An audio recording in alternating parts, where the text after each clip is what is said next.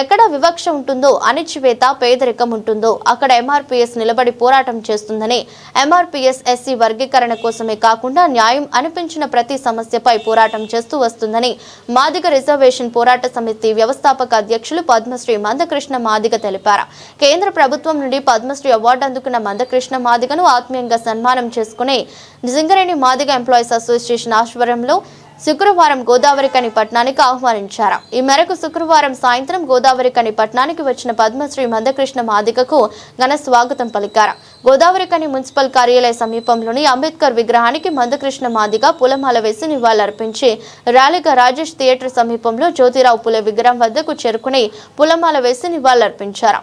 అనంతరం అక్కడి నుంచి ర్యాలీగా బయలుదేరి దుర్గానగర్లోని ఆర్కే గార్డెన్ కు చేరుకుని అలాగే కాంగ్రెస్ ప్రభుత్వం ఇచ్చిన హామీ ప్రకారం వికలాంగుల పెన్షన్ 6,000 అమలు చేయాలని ఆగస్టు 13న లక్షలాది మంది వికలాంగులతో హైదరాబాద్ లో సభ నిర్వహించనున్నామని తెలిపారు. అలాగే వృద్ధులకు పెన్షన్ పెరుగుదల కోసం పోరాటం చేశాం, సాధించామని 4 కిలోల రేషన్ బియ్యం 6 కిలోలు ఇచ్చేలా చేసింది ఎంఆర్పీఎస్ అని తెలిపారు. ఇలా వర్గీకరణపై పోరాటం చేస్తూనే సామాజిక అంశాలపై పేదవాడికి న్యాయం చేయడం కోసం ఎంఆర్పీఎస్ నిలబడుతూ వస్తుందని వెల్లడించారు.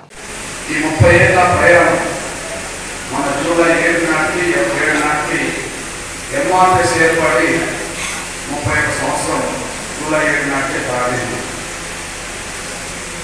మాదిగ రిజర్వేషన్ పోరాట సమితి ప్రకాశం జిల్లాలో ఒక మారుమూల గ్రామంలో జూలై 7న 1994 మొదలుపెట్టిన ఉద్యమం, చిన్నలో మొదలైన ఉద్యమం. అది ఒక ఉమ్మడి ఆంధ్రప్రదేశ్లోనే కాకుండా, అది దక్షిణాదిలోనే కాకుండా, అది దేశం మొత్తం మీద ప్రభావితం చేసే ఒక శక్తిగా ఎదిగి ఆ లక్ష్యాన్ని సాధించడం అనేది జరిగింది. అది మీ అందరూ తెలిసిన ఒక విషయం.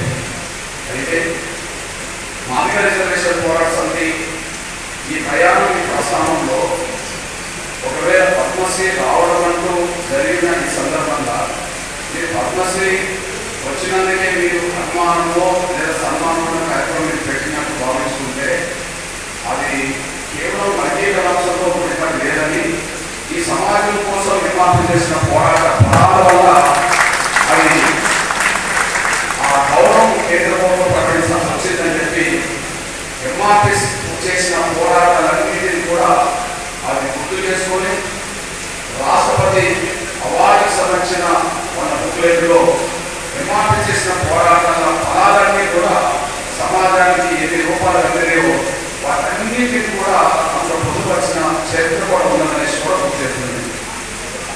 ఎంఆర్పీఎస్ పరంగా మీ అన్నగా, మీ బిడ్డగా, పేదవర్గాల వ్యక్తిగా, ఎంఆర్పీఎస్ పరంగా మీ అన్నగా, మీ బిడ్డగా, పేదవర్గాల వ్యక్తిగా, ఎంఆర్పీఎస్ ఉద్యోగం మొదలుపెట్టినప్పటి నుంచి ఇప్పటి వరకు ఏది న్యాయం అనుకుంటే దాని న్యాయం వరకు నిలబడుతూ వచ్చేసారు.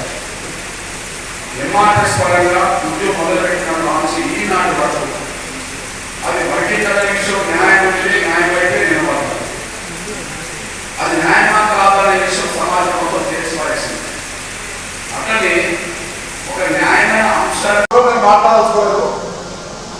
కానీ నా బాధ ఏంటంటే అంత అత్యున్నతమైనటువంటి స్థానాన్ని భారత ప్రభుత్వం అందించిన వ్యక్తిని కేవలం ఈ యొక్క సాధవ సంతానం మాదిగజాతి బిడ్డగా నేనైతే బాధపడతాను. మనము లక్షలకు కార్యక్రమంలో ఏ నిలబడినా 10,000 మంది దగ్గర మాదిగ సోదరులందరూ కూడా ఖండోపఖండాలుగా వచ్చినటువంటి సందర్భం ఉంది.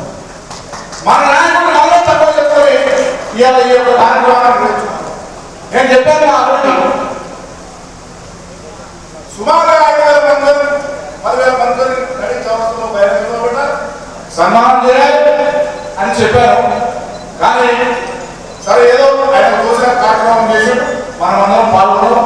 రాబోయే రోజుల్లో ఈ యొక్క ఏదైతే ఈ గవర్నమెంట్ జీవోలు పెట్టి ఇచ్చింది అని అనుకుంటున్నామో అనిపిస్తున్నారు.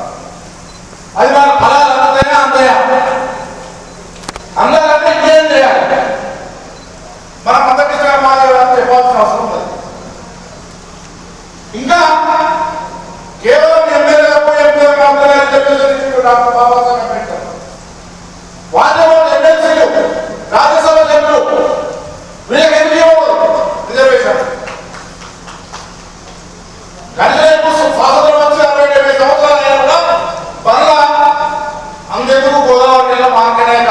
అంటే ఇచ్చే పరిస్థితి లేదు. ఇది వాస్తవం కదా? కానీ మన వాళ్ళే మన ఇబ్బంది అయితే ఏదైనా పోలీసు కేసు పెడితే అటుపక్క అగ్రవర్ణాల తరపున పోయి పైరు చేసాం నేను గర్వం ఇది సిగ్గుతో నేను ఏం మాట్లాడతానో మీరు సపోర్ట్. దయచేసి నేను ఏమంటున్నా, రాబోయే రోజుల్లో అటువంటి కార్యక్రమాలు చేయకూడదని మందకృష్ణ గారి సమక్షంలో మీ అందరికీ సవినయంగా ఆలోచిస్తున్నాను. నేను మాట్లాడేది ఏం లేదు.